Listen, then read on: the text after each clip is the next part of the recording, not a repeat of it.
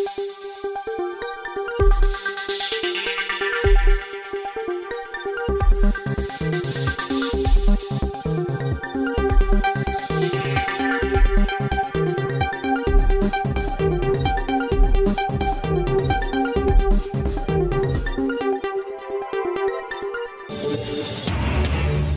ভারতীয় পণ্য বর্জন করছেন জানালেন রিজভী। অ্যাডভোকেট আলিফ হত্যা মামলায় 4 আসামি রিমান্ডে। শেখ মুজিব বাংলাদেশের স্বাধীনতা চাননি, হতে চেয়েছিলেন পাকিস্তানের প্রধানমন্ত্রী, বললেন কর্নেল অলি। এবং সর্বশেষ জানাবো র্যাব বিলুপ্ত করার সুপারিশ বিএনপির। এতক্ষণ শুনছিলেন সংবাদ শিরোনাম, এবারে বিস্তারিত। তবে তার আগে অনুরোধ থাকবে আমাদের চ্যানেলটি সাবস্ক্রাইব করে বেল আইকনটি ক্লিক করুন। কেন ভারতীয় পণ্য বর্জন করছেন জানালেন রিজভী। বিএনপি সিনিয়র যুগ্ম মহাসচিব রুহুল কবির রিজভী বলেছেন, এই কারণে আমরা ভারতের পণ্য বর্জন করছি যে তারা এই দেশের মানুষের সঙ্গে বন্ধুত্ব করে না, তাদের বন্ধুত্ব শুধু শেখ হাসিনার সঙ্গে। রিজভী ঘোষণা দেন, এখানে মেডিকেল কলেজের শিক্ষার্থীরা কিছু কাপড় এনেছেন, স্বল্প মূল্যে এগুলো বিক্রি করা হবে। এরপর সেসব কাপড় উপস্থিত নিম্ন আয়ের মানুষের মাঝে বিক্রি করেন রিজভী। সেখানে 200 টাকায় শাড়ি ও 100 টাকায় লুঙ্গি বিক্রি করা হয়। এর আগে প্রধান অতিথির বক্তব্যে রুহুল কবির রিজভী বলেন, এই কারণে আমরা ভারতের পণ্য বর্জন করেছি যে তারা এই দেশের মানুষের সঙ্গে বন্ধুত্ব করে না, তাদের বন্ধুত্ব শুধু শেখ হাসিনার সঙ্গে। তিনি বলেন, বাংলাদেশের 27 লাখ টন পেঁয়াজের চাহিদা, উৎপাদন করি 37 লাখ টন। নানা কারসাজি করে পেঁয়াজের দাম বাড়ানো হয় এবং ভারত থেকে কোটি কোটি টাকা দিয়ে পেঁয়াজ আমদানি করা হয়।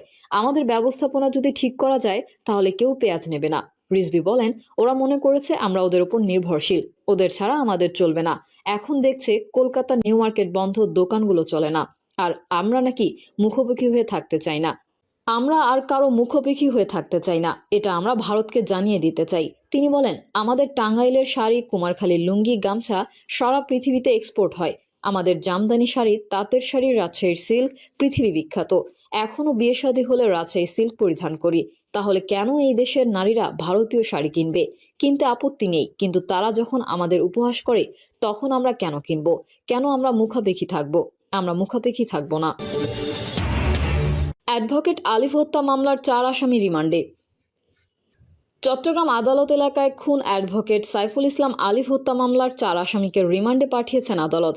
আসামিদের মধ্যে রিপন দাস 5 দিন এবং বিশাল দাস, আমান দাস ও রাজীব ভট্টাচার্যকে পুলিশের জিজ্ঞাসাবাদের জন্য 4 দিন রিমান্ড মঞ্জুর করেন আদালত।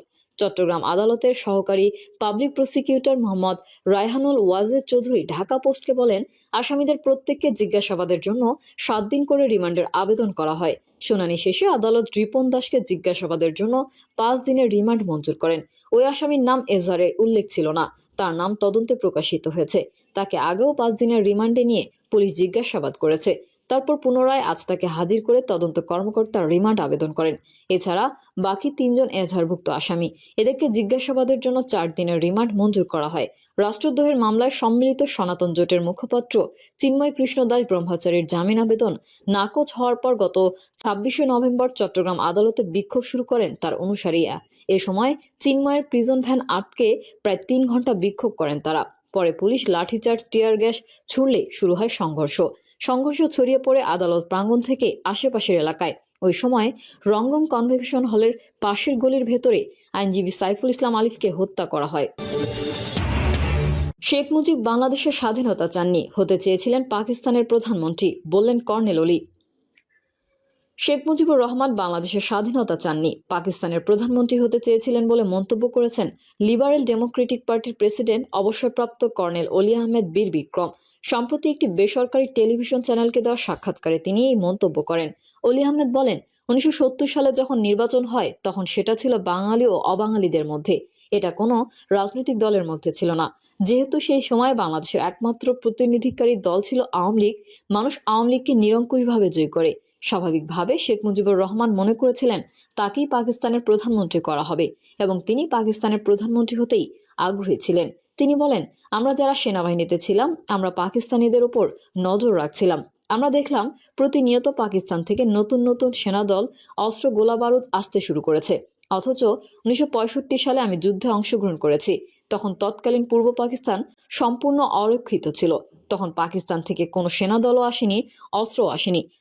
তাহলে ৭১ সালে যেখানে কোনো নতুন সেনার প্রয়োজন নাই, অস্ত্রের প্রয়োজন নাই, সেখানে কেন নতুন সেনা অস্ত্র আসছে? এতে আমাদের মনে সন্দেহ জাগলো যে পাকিস্তানিরা হয়তো ক্ষমতা প্রয়োগ করে এদেশের মানুষকে দমন করবে। তখন আমি তৎকালীন মেজর জিয়া ও লেফটেন্যান্ট কর্নেল MR চৌধুরীর নেতৃত্বে বিদ্রোহের পরিকল্পনা করলাম। এই বিদ্রোহের কথা শেখ মুজিবকে জানালাম। তিনি বললেন, তাকে বললাম, আপনি যদি আমাদের অনুমতি দেন তবে অতি সহজে আপনাকে বাংলাদেশ স্বাধীন করে দিতে পারবো। তিনি আরো বলেন, শেখ মুজিব আমাদের উপর আস্থা রাখতে পারেন নাই। তিনি পরিষ্কারভাবে বলেছিলেন, আমি এক ইয়াহিয়া খানের পরিবর্তে আরেক ইয়াহিয়া খানের উপর দায়িত্ব দিতে পারি না। 3বার তার সঙ্গে আমরা যোগাযোগ করি, 3বারই তিনি আমাদের একই জবাব দেন। পরবর্তী সময়ে আমরা দেখলাম তিনি পাকিস্তানিদের সঙ্গে বৈঠক ঠিক করলেন হোটেল ইন্টারকন্টিনেন্টালে। 3 দিন 3 বৈঠক করলেন এবং বৈঠক ফলপ্রসূ হলো না। এরপর তিনি বললেন, আগামীকাল থেকে হরতাল। এর আগে 7ই মার্চ ঐতিহাসিক ভাষণ ছিল। তখন আমরা মনে করেছিলাম তিনি স্বাধীনতার ঘোষণা দেবেন, তবে তিনি স্বাধীনতার আশেপাশেও ছিলেন না। পরবর্তী পর্যায়ে তিনি সদিচ্ছায় পাকিস্তানের কাছে আত্মসমর্পণ করে কামাল হোসেনকে সঙ্গে নিয়ে পাকিস্তান চলে যান। অর্থাৎ তিনি বাংলাদেশের স্বাধীনতা চান নাই এবং তিনি পাকিস্তানের প্রধানমন্ত্রী হিসেবে প্রতিষ্ঠিত হতে চেয়েছিলেন। তিনি কখনোই বাংলাদেশের স্বাধীনতা চান নাই। র্যাব বিলুপ্ত করার সুপারিশ বিএনপির। র্যাপিড অ্যাকশন ব্যাটালিয়নকে বিলুপ্ত করতে সরকারের পুলিশ সংস্কার কমিশনের কাছে সুপারিশ করেছে বিএনপি। মঙ্গলবার রাজধানীর গুলশানে বিএনপি চেয়ারপারসনের কার্যালয়ে এক সংবাদ সম্মেলনে একথা জানান বিএনপির স্থায়ী কমিটির সদস্য ও বিএনপির গঠিত পুলিশ সংস্কার কমিটির প্রধান অবসরপ্রাপ্ত মেজর হাফিজউদ্দিন আহমেদ। তিনি বলেন, র্যাব অসংখ্য হত্যাকাণ্ডের সঙ্গে জড়িত, তাই তারা অন্তর্বর্তী সরকার গঠিত পুলিশ সংস্কার কমিশনের কাছে র্যাব বিলুপ্তি করার সুপারিশ করেছে। তিনি বলেন, পুলিশের সাংগঠনিক কাঠামোতে থাকা র্যাব ইতোমধ্যে দেশে এবং বিদেশে ব্যাপকভাবে নিন্দিত ও সমালোচিত হয়েছে। দেশি বিদেশি মানবাধিকার সংগঠন, জাতিসংঘ, অধিকাংশ রাজনৈতিক দল এবং সুধীজন র্যাবকে দেশের সংগঠিত অধিকাংশ গুম, খুন, নির্যাতন ও নিপীড়নের জন্য দায়ী করেছে। বাহিনীটি বর্তমানে যুক্তরাষ্ট্রের নিষেধাজ্ঞার আওতায় আছে। এই প্রেক্ষাপটে র্যাবকে বিলুপ্ত করার সুপারিশ করা হয়েছে। র্যাবের দায়িত্ব আর্ম পুলিশ ব্যাটালিয়ন এবং থানা পুলিশ যেন পালন করতে পারে সেই লক্ষ্যে প্রয়োজনীয় ব্যবস্থা গ্রহণ করতে হবে। বিএনপির এই নেতা বলেন, সরকারের পুলিশ সংস্কার কমিশন বিএনপির কাছে সুপারিশ না চাইলেও আমরা সুপারিশমালা দিয়েছি। রাষ্ট্রের এই অত্যাবশ্যকীয় সেবার সংস্কার এখন সময়ের দাবি। হাফিজউদ্দিন আহমেদ বলেন, গত 16 বছরে দেশের প্রতিটি প্রতিষ্ঠান ধ্বংস করে দিয়েছে আওয়ামী লীগ, যার মধ্যে পুলিশ বাহিনী অন্যতম। যারা বিতর্কিত হয়ে পড়েছেন, মর্যাদা বলতে কিছুই বাকি নেই সেই সব পুলিশ সদস্যদের। গুম, খুন, নির্যাতনের কারণে তাদের উপরে আস্থা নেই জনগণের। তিনি বলেন, পেশাদারিত্বের বাইরে গিয়ে মারমুখী, কখনো হিংস্র হয়ে উঠেছিল পুলিশ বিভাগ। জুলাই বিপ্লবে আন্দোলন দমনের নামে তারা সহস্রাধিক হত্যাকাণ্ড সংঘটিত করেছে।